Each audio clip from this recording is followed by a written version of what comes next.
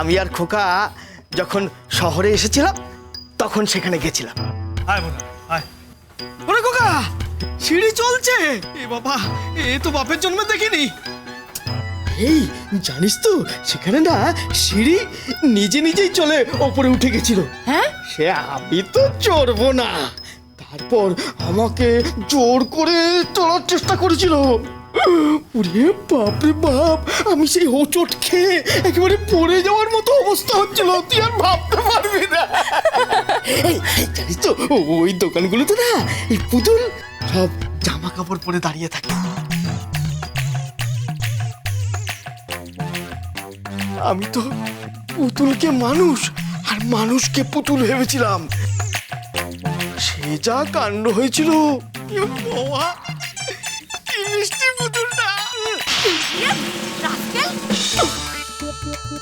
চোরে একটা থাপ্পড় খেয়েছিলাম রে।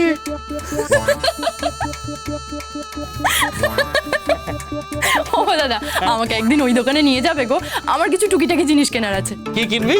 আমি শাড়ি ব্লাউজ কিনবো, নেল পালিশ কিনবো, কাজল কিনবো। হ্যাঁ, আমি তোকে সব কিনে দেবো, তুই কিচ্ছু ভাবিস না। এই চল, নাম কীর্তন হবে তো, এই কুশলমা এক্ষুনি ডাকবে। হ্যাঁ হ্যাঁ, চলো চলো চলো। আসলে তরিদেবী জানেন না যে কারোর সামনে মাথা হেঁট করলে সে ছোট হয়ে যায় না। আসলে বড় লোকের মেয়ে তো। আমি হলাম গ্রামের অপদার্থ জঙ্গলি একটা লোক, তাই হয়তো মিশ খাইনি, আর মিশ খাবো না। আলাদা হয়ে যাব, আলাদা। তোর সাথে না আমি বাজি ধরতে পারি। এই আমাদের মতির দোকানের ইয়া বড় বড় রসগোল্লা, ইয়া বড় ছানার জিলিপি, 1 কুড়ি নারকেল, 2 কুড়ি পরোটা আর 1 বাটি তরকারি। কিসের বাজি? বাজি তোর থেকে না তোরই বৌদিমণি কোনোদিনও আলাদা হবে না।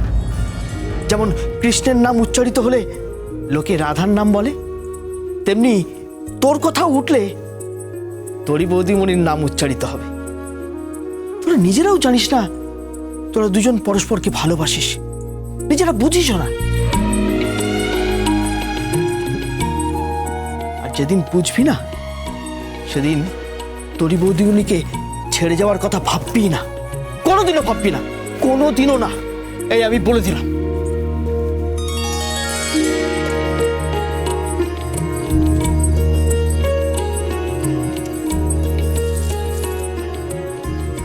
সত্যি দাদা, ভালোবাসা কাকে বলে সেটা তোরা এখনো বুঝলি না, কিন্তু যেদিন বুঝবি দেখবি দমকা হওয়ার মতো সবটা ওলট পালট হয়ে যাবে, সবটা।